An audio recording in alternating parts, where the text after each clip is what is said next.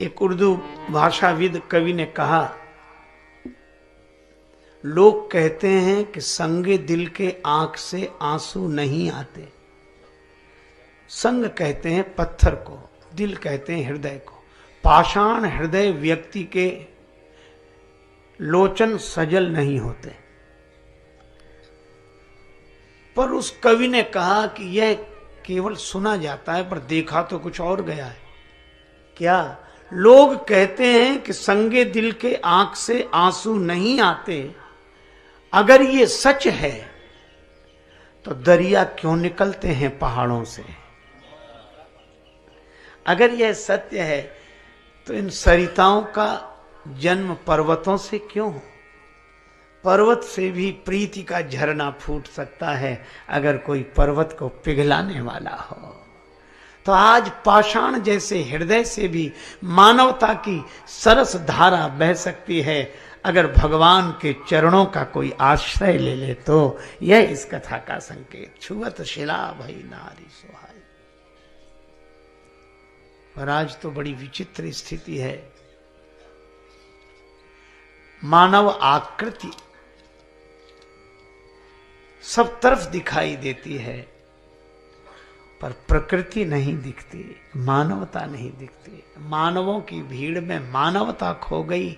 गुल में गर निगहत नहीं तो कुछ नहीं, दिल में गर उल्फत नहीं तो कुछ नहीं। आदमी में हजार जौहर हो तो क्या, आदमियत नहीं तो कुछ नहीं। एक कस्बा नुमा छोटा सा शहर, एक राहगीर उस रास्ते से जा रहा था। प्यास लगी। तृषाकुल उस बटोही के छटपटाते नयन चारों तरफ दृष्टिपात कर रहे थे। न कोई पौशाला, न कोई कूप, न नल, मिले कहां जल। बेचारा बेहाल था, प्राण कंठगत हो रहे थे। तब तक दिखाई पड़ा एक भव्य भवन। भवन की खुली हुई थी खिड़की, द्वार भी खुला था। झांक कर देखा, एक श्रीमंत सिर झुकाए बैठे हैं। पास में ही जल से भरी सुराही रखी है, उस पर गिलास ढका हुआ है। राहगीर को लगा कि यहाँ पानी मिल जाएगा। चला गया बेचारा, हाथ जोड़कर अत्यंत विनम्रता से बोला, बाबूजी बाबूजी 2 घूंट पानी मिल जाएगा। उस अभिमानी व्यक्ति ने अभिमान के बोझ से दबी हुई गर्दन ऊपर उठाई, लगभग झिड़कते हुए बोला, क्या बात है, क्या बात है, पहले बताओ, घुसे कैसे, यहां आए कैसे, क्या बात है? बाबूजी प्यास लग रही है, 2 घूंट पानी मिल जाएगा, पानी पिला देंगे। पानी? हम तुम्हें पानी पिलाने वाले लगते हैं? इतने बड़े आदमी से कह रहे हो कि पानी पिला दो, हम पानी पिलाने वाले लगते हैं? जैसे हमारे पास और कोई काम ही ना हो, तुम जैसों को पानी ही पिलाते ना। यहां नल है, कुआं है, पौधशाला है, क्या है, चले आए पानी पिला दो, पानी पिला दो।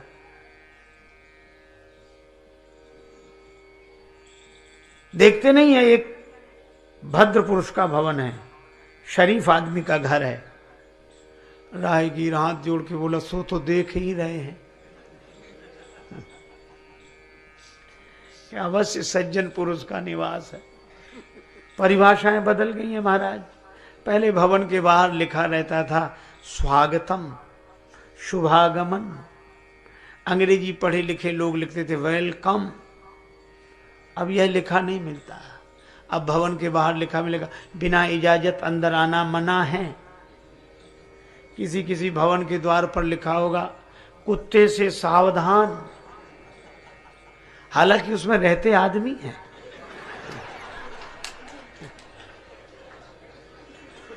रहते आदमी हैं। एक बार एक सज्जन से हमने कहा, ये कुत्ता काहे को पालते हो? बोले क्यों? हम कहा, हम आते हैं तो बड़ा डर लगता है, कुत्ता है। अच्छा एक बात आपने देखोगी, कुत्ता पालने वाले जितने मालिक होते हैं पूरे निश्चिंत होते हैं, और जो आने वाला होता चिंतित तो वही होता है। वो कहता भाई साहब चले चले, वो कुछ नहीं बोले। अब वो भाव करेगा, आ जाओ आ जाओ। अब आ क्या जाओ, मुसीबत है। तो भाई मुझे तो डर लगता, तो मैंने कहा कि ये काहे को पालते हो? तो उस व्यक्ति ने जो तर्क दिया वह भी बड़ा अद्भुत था। वह कहने लगा, महाराज जमाना खराब है, कब कौन आक्रमण कर दे कोई ठिकाना नहीं, इसलिए कुत्ता रखते हैं, पालना जरूरी हो गया है। मैं उसका उत्तर तो नहीं दे सका, पर मन ही मन सोचता रहा कि आज हमारा कितना नैतिक पतन हो गया है कि आज आदमी आदमी से डर रहा है और आदमी से आदमी की रक्षा कुत्ता कर रहा है, और फिर भी हम अपने को आदमी कहते हैं, मानव कहते हैं। हमें विचार करना चाहिए। एक बार कुत्तों में झगड़ा हुआ, कुत्तों में झगड़ा हुआ, झगड़ा होते ही कुत्तों में हुआ और डट के हुआ महाराज। सब बाकी के कुत्ते बड़े नाराज हुए, फिर एक कुत्ता भागा, अब नहीं आऊंगा। दूसरे बोले आना मत, कुत्ता ही ठहरा। तीसरे दिन फिर आ गया, तो बाकी के कुत्ते बोले तू फिर लौट कर आ गया, अरे कलुआ जा, चला जा यहां से, अरे दल बदल हुआ, और तेरे लौट आने से हैरान हैं हम, तुझे फिर दल में ले लें, क्या इंसान हैं हम आदमी हैं जो ऐसा करें? हम कुत्ते हैं, हमारा भी सिद्धांत है। ये तो हमारी हालत हो गई है। आप सोचो। तो उस राहगीर ने कहा कि भूल से आ ही गए, गलती से आ गए तो पानी पिलवा दो। क्या करेगा प्यार वो भगवान से, क्या करेगा प्यार वो ईमान से, जन्म लेकर गोद में इंसान की, कर न पाया प्यार जो इंसान से। पानी पिलवा दे। सो नाराज हुआ, गले ही पड़ गए, तुम बैठ जाओ। अब उन्होंने अपने नौकरों को आवाज लगाई, अरे भाई कोई हो तो इन्हें पानी पिला दो। अब मौके पर कोई नहीं था, तो धनी आदमी राहगीर से बोला, बैठ जाओ, किसी आदमी को आ जाने दो, पानी पिलवा देता हूं। आदमी माने नौकर। आदमी आजकल वही कहे जाते, कितने आदमी काम कर रहे हैं। सचमुच बेचारे जो काम करें वही तो आदमी हैं। तो उनका किसी आदमी को आ जाने तो पानी पिलवाए देता हूं। पर मजे की बात, बड़े आदमी के आदमी कोई मौके पर नहीं थे। तब राहगीर के प्राण कंठगत होने लगे, तो बाबूजी अब तो प्राण ही निकल रहे हैं प्यास के मारे। तो नाराज होकर बोले, कह दिया ना किसी आदमी को आ जाने तो पानी पिलवाए देता हूं। तो उसने हाथ जोड़कर कहा कि बाबूजी थोड़ी देर के लिए अगर तुम ही आदमी बन जाओ तो कुछ हर्ज है?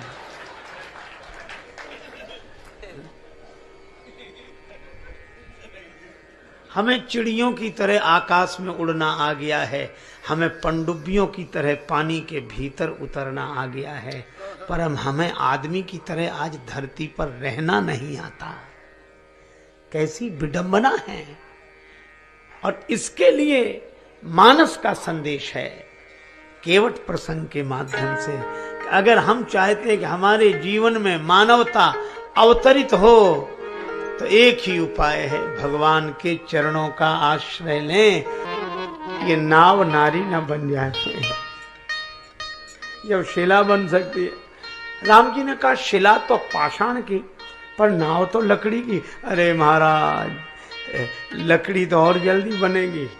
पाहन ते बन बाहन काठ को, काष्ठ पाषाण से कोमल, और फिर इतने दिन से जल में पड़ा है। पाहन ते बन बाहन काठ को कोमल है, जल खाई रहा है।